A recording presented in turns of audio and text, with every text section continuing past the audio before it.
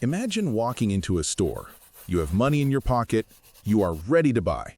But instead of a smile, the salesperson looks at you with total indifference. They scan your shoes. They look at your watch. And then they tell you that you cannot buy the item you want. They say you are not on the list.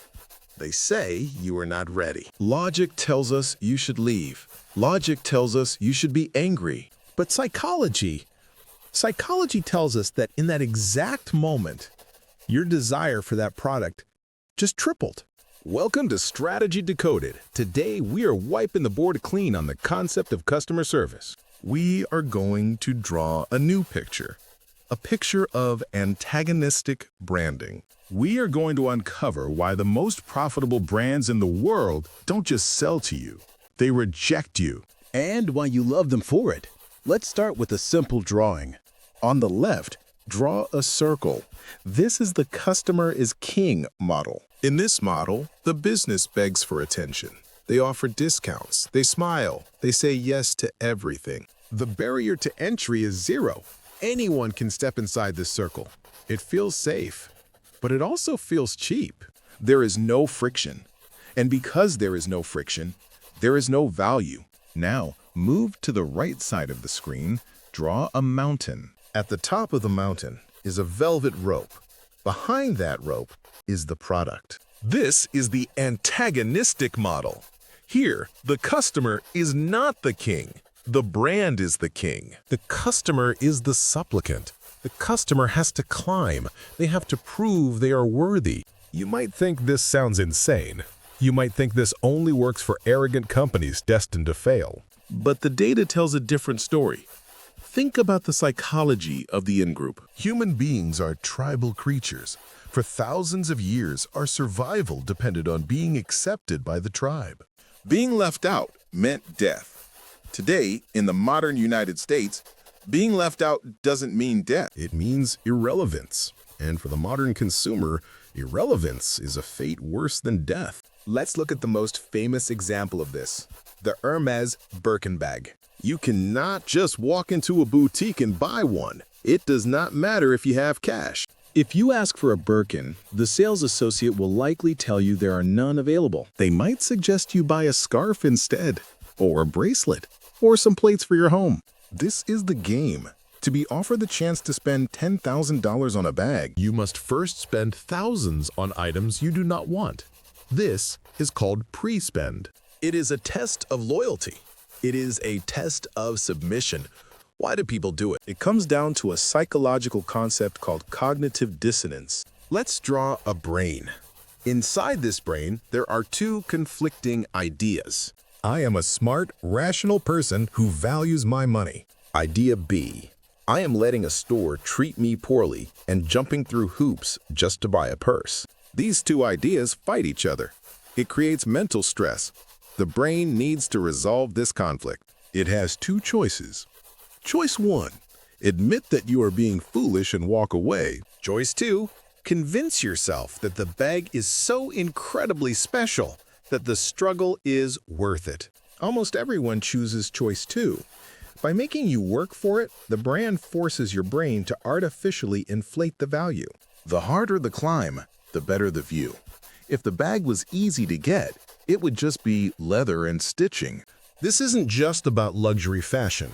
Let's wipe the board and draw a gym, but not a normal gym. Let's draw a gritty, dirty warehouse. No mirrors, just heavy iron. And a coach who screams at you. These programs are expensive. They often have an application process. Once you join, the program is very thorough. They test your dedication and help you achieve your full potential. Why does this command a premium price?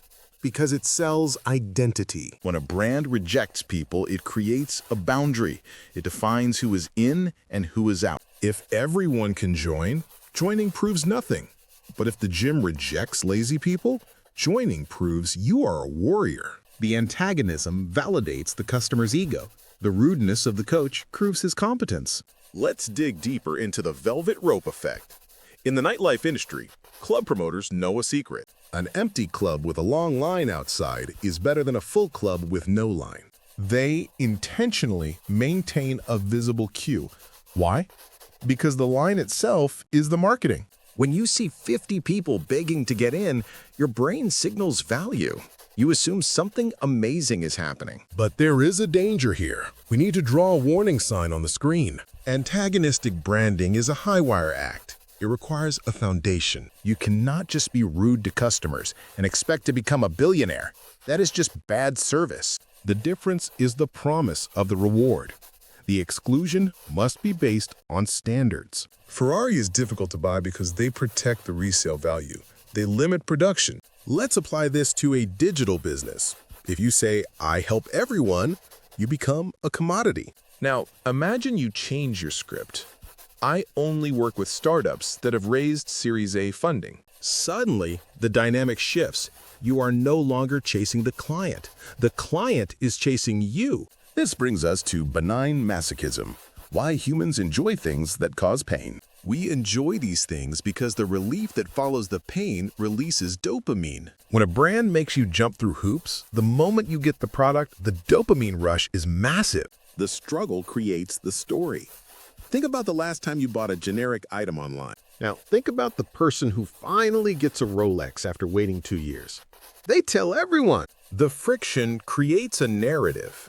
We are not buying the metal watch. We are buying the story of the conquest. So how do we use this? You don't have to be a luxury brand. You just have to be willing to be polarizing. Let's draw a magnet. A magnet has 2 poles. It attracts strongly on one side, but it repels just as strongly on the other. If you try to satisfy everyone, you will end up with a generic and uninteresting brand. To build a strategy that commands high prices, you must define who you are not for. Let's look at Supreme. They built a billion-dollar empire on the idea of the drop. If you miss it, you miss it. The website crashes, the bots buy everything. It is a miserable experience. Yet, millions of kids refresh their browsers. Supreme creates a common enemy, the scarcity. The customers bond together over the difficulty. This is the key takeaway. Do not fear friction. Friction creates heat, and heat creates energy. Consider adding a step. Consider an application form. Consider a waitlist. It is a paradox. We want what retreats from us. We value what is difficult to obtain. Remember the warning. If you play hard to get, you must be worth the chase. If you treat customers with disdain but deliver a mediocre product, you will go out of business. Stop trying to be the servant. Start trying to be the prize. Because in the end, we don't value what is given. We value what is earned. Does your brand allow your customers to earn their place?